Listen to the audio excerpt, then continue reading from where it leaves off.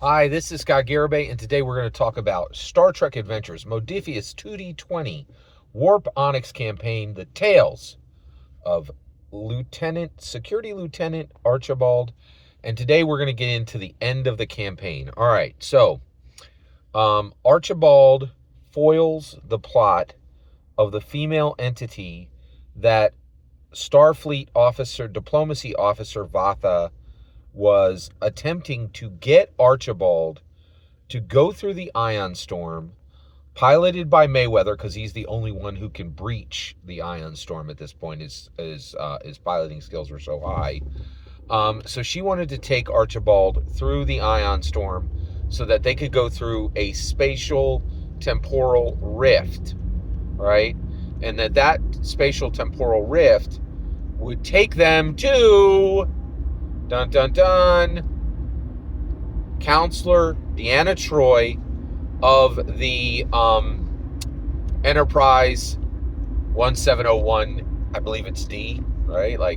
And so basically to Captain Picard's Enterprise to the future, right? And so the female entity that was talking to Vatha was Counselor Troi, okay? Counselor Deanna Troi of Captain Picard's Enterprise. Imzadi, the love of Will Riker. Will Riker, right? And so now, why was Counselor Troi talking to Vatha in the past, trying to get her to bring Archibald to the future, right? Well, the reason why is Starfleet Science Officer Spock, okay? And so I'm going to explain the reason why Deanna Troi was attempting to get Archibald to her future, okay? Here we go. All right. So the reason is the Star Trek 2009 film with Enterprise, right? But Chris Pine as Kirk. So this is Captain Kirk, Chris Pine, Dungeons and Dragons, Chris Pine. Captain Kirk, right? So it's the 2009 movie. Okay, so let's get into this. So in the Star Trek 2009 movie, past Spock goes to the future, right? And not past Spock, all right? TOS, the original series Spock, goes to see his younger self in the J.J. Abrams world, right? That Zachary Quinto Spock, and says, hey, I'm here and I'm time traveling because of X reason. And let me give you that X reason now, okay? Now, everything I'm about to say is literally the plot of the Star Trek 2009 film, okay? But you need to understand it to understand the end of my campaign. All right, so let's go. All right, so the original series Spock gets in a situation where he understands that there is going to be a supernova near Romulus, which is the capital world of the Romulan Empire.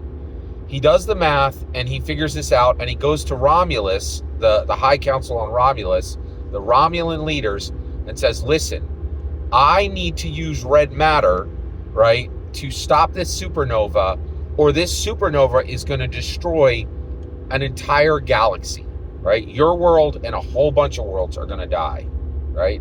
So I need to use this red matter, right? The Romulans go, nope, not going to allow it. You can't do it, right? Spock then allies with Nero, right? And Nero is a miner. They mine rock, okay? And his world is close to Romulus, and so he wants to help Spock so that his world will be saved. And in order to help Spock, he leaves his wife and child behind, and then goes to help Spock on his red, what was the material? it was like, I think it was like a red, not red plasma, but like, so Spock has this, this red material which will stop this supernova. He tries to get the Romulans to believe him. They don't. Then he goes to the Vulcans, the Vulcan High Council, and says, you got to help me stop this supernova. I have this, red plasma, whatever the, term is, red plasma that will stop it. Please help me. And the Vulcans are no. So how does Spock get it done? Well, Captain Picard helps him, right? And Captain Picard is like, I will help you stop this thing from happening, right? And at that point, okay, so that's all literally just what happened in the Star Trek 2009 movie, okay? Now here's where it branches for my campaign. At that point, Spock is on Enterprise 1701D, the Next Generation Enterprise, right? Jean-Luc Picard's Enterprise, okay? Counselor Deanna Troi comes in. She says, hey, Picard, I need to check that Spock is telling the truth, because this is incredibly dangerous, what he is, what he's trying to do, to use this red, plasma to stop this supernova. I need to know that his intentions are true, that he hasn't been tricked, right? And Picard's like, yeah, that's a great idea. Go talk to him. Counselor Troi goes and says, you need to get me to, you need to prove this to me, right? And Spock says, and this is all my campaign's material, right? Added to the 2009 plot, right? The Star Trek 2009 plot, which that's the entire point of Star Trek Adventures Modiphius 2009 content, is it literally permissions you to mix and match all of Star Trek and make it your own story, which is incredible, right? And it's also why J.K. Rowling is not wrong to be terrified of tabletop role-playing game licensing. It does things that no one allows, right? It's incredible. It's really incredible, right? So, all right. So then, so here's what happens next, right? At that point, Counselor Troi goes to talk to Spock and he says, no problem. Listen, I'm going to mind meld with you, right? And so he does, right? And so Counselor Troi mind melds with Spock, okay? All right. Now she has everything that's in Spock's mind, okay? She goes to Picard and says, you can trust Spock, okay? Then Counselor Troi continues to practice Betazoid meditation, right? But then what happens is the Enterprise, the Jean-Luc Picard's Enterprise, encounters the same ion storm that Archibald encountered, right? Which is filled with these spatial temporal rifts, right? And when that happens, Counselor Troi, the Enterprise comes near the ion storm, and Counselor Troi, then her Betazoid meditation, she continues to practice Betazoid meditation and reaches a level that almost no one on Betazoid, her home planet, had ever reached, right? And what the ion storm does is it allows her to understand every timeline, right?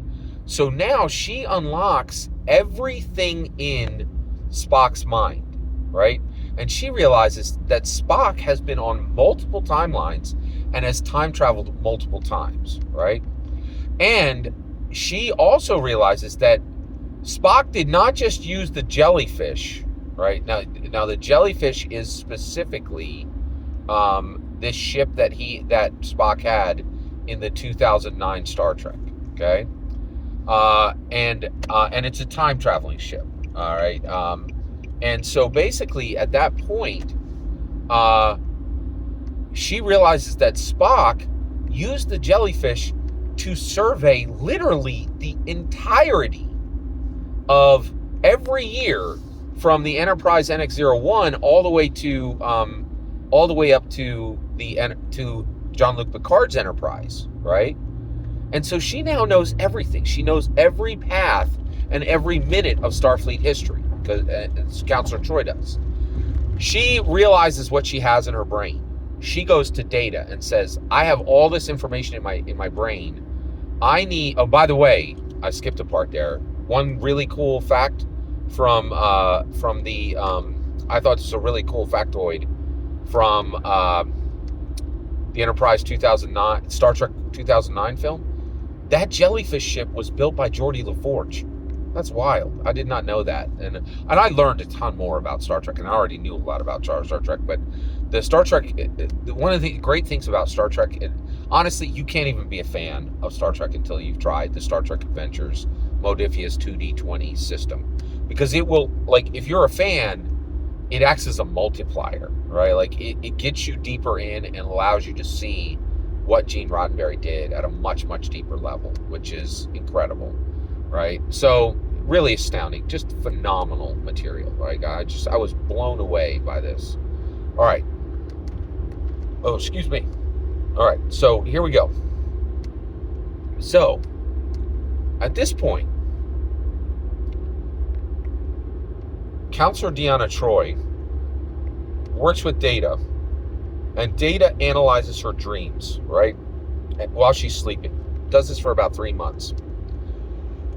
And accesses her mind while she's sleeping, and essentially gets all of her memories out, and then makes a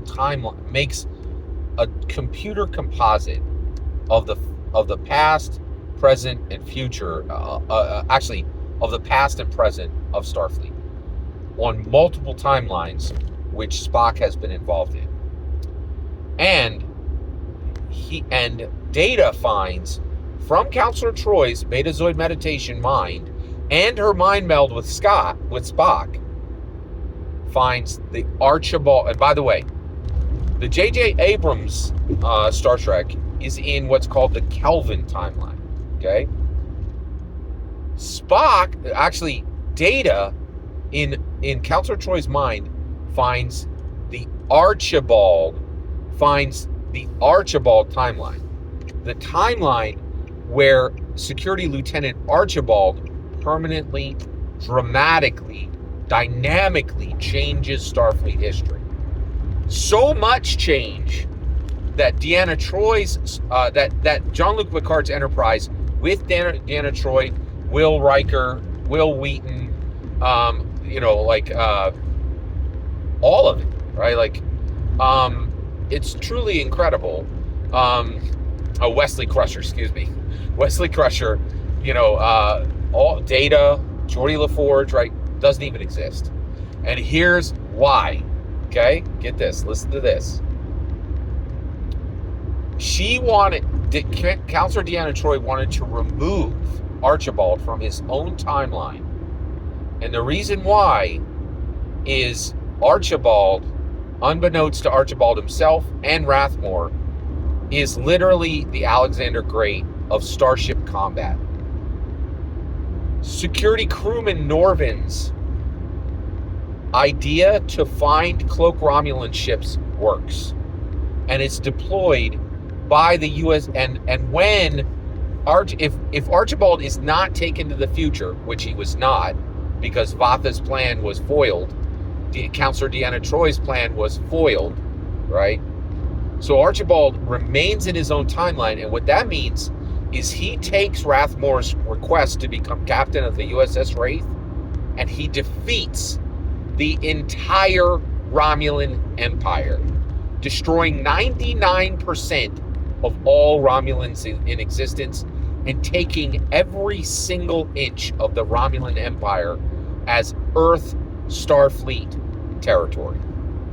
And by the time he's done, leading fleets of prototype, and the USS Wraith was the prototype, but they build hundreds more of these 100% warship Starfleet ships, right? And what ends up happening is, because Archibald made the alliance between the Earth Ferengi alliance becomes unstoppable in building these incredibly powerful warships, Starfleet warships that use starfighters, right? And they completely destroy the Romulan Empire. And all that is left when Archibald is done, when Admiral Archibald is finished, all that is left, right, is a few thousand Romulans who hide on planets so that they can't be found. And that it's almost a complete it's almost a complete destruction of the Romulan species, right? And it changes Starfleet's future so dramatically that Jean-Luc Picard's Enterprise never even occurs, right? And Counselor Troi, when she realizes this, actually, it's incredibly good for Earth, and it's incredibly good for the Ferengis, but it's really bad for the Klingons, the Vulcans, and the Romulans. They are all put in the back seat to Earth and the Ferengi alliance. And Counselor Deanna Troi decides, I'm not going to allow that to happen, and does her best to remove Archibald from his timeline. All right? You got that? Right? And fails, right? And so then the end of the campaign is me telling him, this was Counselor Deanna Troi's, me telling the gold player, Counselor Deanna Troi tried to trap you in her timeline so that your timeline would never happen. But your timeline does happen. This campaign is over, and the end of this campaign is Security Lieutenant Archibald becoming Captain Archibald of the USS Wraith, and then Admiral Archibald going beyond Rathmore, right? Commander Rathmore, and becoming the conqueror of the Romulan Empire, giving every square inch of the Romulan Empire to Earth and the Ferengis to split, creating the Archibald Star Trek timeline. And scene. And that's literally, and I was like, and that's not just the end of the scene for the session, that's the end of the scene for the campaign. And we ended it there. And I didn't know how he would receive it, right? But the gold player loved it. It was really, he was like, this was a great ending. I'm super happy with this. And it was fantastic. And I am super proud of this campaign. And I am so thankful for getting to share it with you. So that was the end of the campaign. Thank you so much for listening through this playlist and hearing this entire campaign. I cannot thank you enough for doing that. I am incredibly grateful for every minute of time that you've spent to learn this incredibly unique Star Trek tale that was told by me and the gold player. I'm super proud of it, and I'm super thankful for you listening to it. Every single word you just heard is my humble opinion, nothing more and nothing less, on the Starfleet, on the Star Trek Adventures Modiphius 2d20 Spectacular System Warp Onyx campaign. Special thanks go out to the gold player. This was the second campaign I completed with him. I'm so proud of it. It's literally one of the best Dungeons & Dragons campaigns I've ever played. Dungeons & Dragons competition campaigns I've ever played. And I'm just really thankful. Every single word you just heard is my humble opinion. The important part is when I get to hear your humble opinion. When you get in the comments, then send your traffic. Please consider liking and subscribing, and have a fetch millennium.